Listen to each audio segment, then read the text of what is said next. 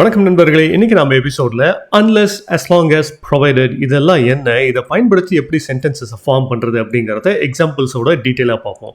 அதுக்கு முன்னாடி போன ஞாயிற்றுக்கிழமை பார்த்தீங்கன்னா நாம் ஒரு செஷன் ஒன்று கண்டக்ட் பண்ணோம், ஆன்லைன் ஜூம் செஷன் ஒன்று. அதில் நம்ம லைக் மைண்டட் ஃப்ரெண்ட்ஸ், அப்புறம் இங்கிலீஷ் ஸ்பீக்கிங் ப்ராக்டிஸ் பண்ணணும்னு ஆசைப்படுறவங்க எல்லாம் ஆன்லைன் மூலயமா நல்ல ஒரு டிஸ்கஷன் மேற்கொண்டோம். நமக்கு இங்கிலீஷ் ஸ்பீக்கிங் ப்ராக்டிஸ் பண்ணுறதுல என்னென்ன சேலஞ்சஸ் இருக்குது, அது மட்டும் இல்லாமல் நமக்கு ப்ராக்டிஸ் பண்ணுறதுக்கு ஒருத்தர் வேணும் நம்ம கூட கம்யூனிகேட் பண்ணுறதுக்கு அப்படின்னு விருப்பப்பட்டவங்க அந்த செஷனில் ஜாயின் பண்ணாங்க. அது மட்டும் இல்லாமல் நிறைய விஷயங்கள் அதில் பேசணும். அந்த வீடியோவும் நான் ஷேர் பண்ணுறேன். முதல் செஷனோட வீடியோவை ஷேர் பண்ணியிருந்த முன்னாடியே அதை பார்க்கலனா இன்னொரு முறை நம்ம ப்ரோ பிளேலிஸ்ட்டில் இருக்குது, போயிட்டு பாருங்கள். இந்த செஷன் மோஸ்ட்லி எல்லா சண்டேஸும் கண்டக்ட் பண்ணுறதா தான் பிளான். நமக்கு அடுத்த செஷன் எப்போங்கிறத நம்மளோட கம்யூனிட்டி போஸ்ட்டில் ஷேர் பண்ணுறேன். அப்படி இல்லாட்டி ஒரு செஷனுக்கு 2 நாள் முன்னாடி ஒரு ஷார்ட்ஸில் போஸ்ட் பண்ணுறேன். உங்களுக்கு நேரம் இருந்தால் அதில் இணைங்க, நம்ம நேரடியாக பேசுவோம். நம்மளோட சந்தேகங்களை அதன் மூலயமா தீர்த்து கொள்ளலாம். நம்மளோட நண்பர்கள் கூடவும் ஆங்கிலத்தில் உரையாட வாய்ப்பு கிடைக்கும் நமக்கு. And it will be a good platform for us to practice. Now coming back to the topic, ஒரு சின்ன introduction.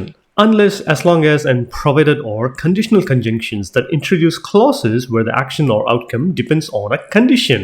வேறு ஒன்றுமே இல்லை. இந்த unless, as long as, provided அதெல்லாம் பார்த்தீங்கன்னா ஒரு இணைப்பு சொல்லா பயன்படுத்துவோம். எதுக்குன்னு பார்த்தீங்கன்னா ஒரு கண்டிஷன் இருக்கும், ஒரு செயல் இருக்கும். இந்த செயல் எப்போ நடக்கும், இந்த கண்டிஷன் நடந்தாலோ நிறைவேறினாலோ அல்லது நடக்காமல் போனாலோ இந்த செயல் நடைபெறும். இந்த மூன்றையும் நாம் எப்போ பயன்படுத்துவோம்னு பார்த்தீங்கன்னா ஒரு கண்டிஷன், ஒரு விஷயம் நாம் இப்படி பண்ணோம்னா அதோட விளைவு இப்படி இருக்கும் அப்படின்னு சொல்கிறதுக்காக. உதாரணத்தை பார்ப்போம், இன்னும் கொஞ்சம் கிளியராக புரியும் நமக்கு. முதல்ல unless அப்படிங்கிறதுக்கான அர்த்தத்தையும் உதாரணத்தையும் பார்ப்போம். Unless meaning, it's used to express a condition under which something will not happen. It's similar to saying if not.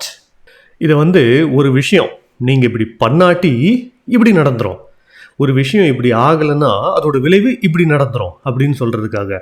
அதாவது unless you study you will fail the exam.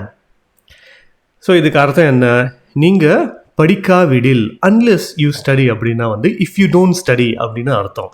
if you do not study அப்படிங்கிறத தான் unless you study அப்படின்னு எழுதலாம் நம்ம. if you don't study what will happen, you will fail the exam. அதே தான் unless you study you will fail the exam.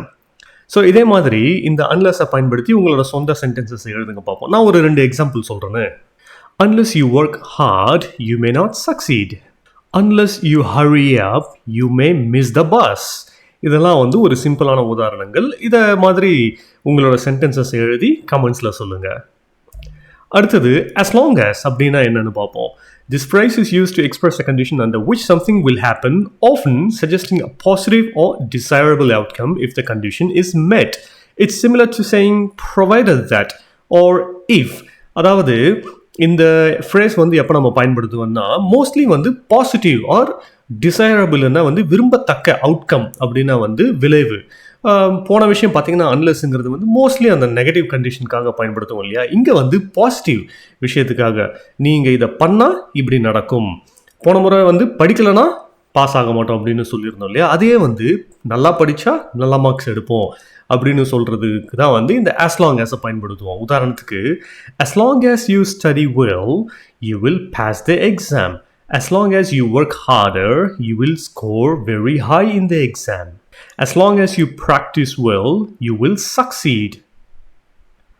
So இது மாதிரியான வாக்கியங்களுக்கு இந்த as long as பயன்படுத்தலாம். இங்கே ஒரு எக்ஸாம்பிள் கொடுத்துருங்க பாருங்கள். As long as you exercise regularly, you will stay healthy. நீங்கள் எவ்வளோக்கு எவ்வளோ தொடர்ந்து உடற்பயிற்சி செய்கிறீர்களோ அவ்வளோக்கு அவ்வளோ ஆரோக்கியமாக இருப்பீர்கள் அப்படின்னு அர்த்தம். Which translates to you will stay healthy provided that you exercise regularly. So நீங்கள் யூஸ்வலாக ரொம்ப வழக்கமாக எழுதுகிற சென்டென்சஸ்லாம் விட்டுட்டு இந்த மாதிரி கொஞ்சம் ரீஃப்ரெஷ் பண்ணி என்ஹான்ஸ் பண்ணி பாருங்கள் உங்கள் சென்டென்சஸை. சாதாரணமாக if you exercise well, you will be healthy அப்படிங்கிறத இந்த மாதிரி கொஞ்சம் ஃபைன் டியூன் பண்ணி as long as you exercise regularly, you will stay healthy அப்படின்னு என்ஹான்ஸ் பண்ணி பாருங்கள் உங்கள் சென்டென்சஸை. எஸ்பெஷலி உங்கள் அஃபிஷியல் கம்யூனிகேஷன், உங்கள் இமெயில்ஸில், இந்த மாதிரி உங்கள் ஆஃபீஸில் இல்லை உங்கள் காலேஜ் ஒர்க்கில் இந்த மாதிரி if you start, as long as you start enhancing or improving your sentences, you will achieve fluency quickly. அவ்வளோதான். இதில் ஒரு எக்ஸாம்பிள் இருக்குது பாருங்கள். provided நம்மளோட கடைசி கண்டிஷன் என்னென்னு பார்ப்போம். It means on the condition that or only if. It's often used to set a specific requirement that must be met for something to happen. அதாவது இப்படி நடந்தாதான் உங்களுக்கு இந்த ரிசல்ட் கிடைக்கும் அப்படின்னு சொல்கிறது. only if அப்படி இருந்தால் மட்டுமே. உதாரணத்துக்கு you can borrow my car provided you return it by tonight. நீ வந்து என்னோட கார் எடுத்துகிட்டு போகலாம் ப்ரொவைடட் நீ இன்னைக்கு நைட்டே அதை ரிட்டர்ன் பண்ணுற மாதிரி இருந்தால். ஸோ இந்த கண்டிஷனை மீட் பண்ணாதான் இந்த செயல் வந்து நடக்கும் அப்படின்னு சொல்கிறது. So it's like a mandatory or reinstating something or assuring something. வேற ஒரு எக்ஸாம்பிள் யோசிச்சு பார்ப்போமே. I can definitely help you provided you are honest with me. நான் வந்து கண்டிப்பாக உனக்கு உதவி செய்வேன் ப்ரொவைடட் நீ வந்து நேர்மையாக இருந்தா. என்ன விஷயம் என்ன பிரச்சனை அப்படின்னு உண்மையாக ஆனஸ்டாக என்கிட்ட சொன்னேன்னா நான் வந்து உனக்கு உதவுவேன் அப்படின்னு சொல்கிறதுக்காக. வேற இன்னும் ஒரு சிம்பிளான எக்ஸாம்பிள் யோசிச்சு பார்ப்போம். I'm pretty confident that he will definitely pass the exam provided he studied well. எனக்கு வந்து நம்பிக்கை இருக்குது அவன் கண்டிப்பாக வந்து பாஸ் பண்ணுவான்னு. ப்ரொவைடர் எப்போன்னா அவன் வந்து நல்லா படிச்சிருந்தா. ஓகேங்களா? இப்போ புரியுதுங்களா அந்த வித்தியாசம்? இந்த as long as provided unless இதுக்கெல்லாம் என்ன வித்தியாசம், அது எந்தெந்த சர்க்கியூம்ஸ்டான்சஸில் வந்து நம்ம பயன்படுத்தலாம் அப்படின்னு சொல்லிட்டு. So you keep practising and let me know if you have any questions. So இங்கே வந்து இன்னும் நிறைய உதாரணங்கள் கொடுத்துருக்கேன். unless, provided, as long as இதுக்கெல்லாம் just for your reference. And இன்னைக்கு டாபிக் இவ்வளோ தான். இதில் ஏதாச்சும் சந்தேகம் இருந்தால் சொல்லுங்கள், இல்லை வேறு ஏதாச்சும் டாபிக் பற்றி நான் பேசணுன்னாலும் சொல்லுங்கள். I'll be happy to do that. Thank you.